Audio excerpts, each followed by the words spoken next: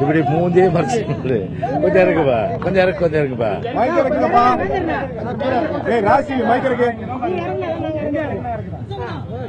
அம்மாவுடைய அரசு பொறுத்தவரை டிரான்ஸ்பரண்ட், வெளிப்படையான அரசு. துணைவேந்தர்கள், அதுவும் குறிப்பாக என்னுடைய துறை சார்ந்த மீன்வளத்துறை சம்பந்தப்பட்ட துணைவேந்தர்கள் தேர்வு செய்ய வேண்டும் என்பதன் அடிப்படையிலே மேதகு ஆளுநர் அவர்களே அந்த துணைவேந்தர்களை தேர்வு செய்கின்ற வகையிலே ஒரு இன்டர்வியூ ஒன்று நடத்தி அதன் அடிப்படையிலே அவர்களே கிட்டத்தட்ட 1 மணி நேரம் சான்சலர், அதாவது வேந்தராக இருக்கு எங்களுக்கு, அதாவது யூனிவர்சிட்டி பொறுத்தவரை சான்சலர் கவர்னர், சான்சலர் வேந்தரே நேரடியாக உட்கார்ந்து நானும் வேந்தரும் அதே போன்று சம்பந்தப்பட்ட அதாவது வைஸ் சான்சலராக நியமனம் கோருபவர்கள் ஒவ்வொருவரையாக அழைத்து மேதகு ஆளுநர் அவர்களே எல்லா விதமான கேள்விகளும் கேட்டு நேரடியாக அவர்களே தேர்வு செய்கின்ற வகையிலே இன்றைக்கு இந்த இன்டர்வியூ அமைந்தது. இது 1 மணி நேரம் இந்த இன்டர்வியூ நடந்தது. நடப்பு அரசியல் சம்பந்தமான இது இன்றைக்கு ஆளுநரை சந்தித்தது மீன்வளத்துறை அமைச்சர் என்ற அடிப்படையிலே, நானும் துணைவேந்தர் என்ற அடிப்படையிலே வேந்தரை சந்தித்தேன்.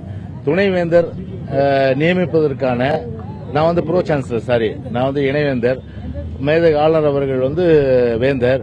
எனவே வேந்தர் அவர்கள் துணைவேந்தரை நியமனம் பொருட்டு வேந்தர் அவர்கள் கவர்னர் அவர்கள் நம்முடைய யாரெல்லாம் அதற்கு விண்ணப்பித்திருக்கிறார்களோ அவர்களை இன்டர்வியூ செய்தார்கள்.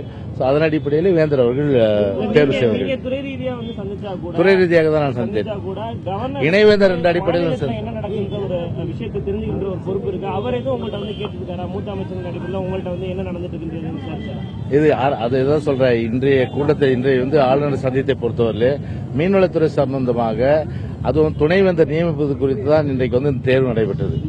உங்களுக்கு முன்னாடி தம்பிதுரை பாத்துட்டு போயிருக்காரு. அதனாலதான் இந்த ஒரு சின்ன கேள்வி கேட்கிறோம். நாங்க உங்களுக்கு முன்னாடி எம்பி தம்பிதுரை தனியா பாத்துட்டு போறாரு, அரசியல் சம்பந்தமா பேசுறாரு. நீங்க தான் அவர்கிட்ட சொல்றீங்களா? இல்ல அது எதுவுமே கிடையாது. நாங்க ஏற்கனவே பேட்டியிலே சொல்லப்பட்டிருக்கின்றது. முதலமைச்சர் அவருடைய இல்லத்திலே தலைமை கழக நிர்வாகிகள், அமைச்சர் பெருமக்கள், அதே நாடாளுமன்ற சட்டமன்ற உறுப்பினர்கள் எல்லாரும் மாவட்ட செயலர் ஒன்று கூடி ஒரு குழு ஒன்று அமைப்பது குறித்து விவாதித்து அதெல்லாம் குழு விரைவில் அமைக்கப்படும் என்ற அந்த கருத்து சொல்லப்பட்டது. எனவே அமைக்கப்படுகின்ற அந்த குழு தலைமை கழக நிர்வாகிகள், மூத்த அமைச்சர் பெருமக்கள் மற்றும் கழகத்துடைய முன்னோடிகள் கொண்ட ஒரு குழுவாக இருக்கும்.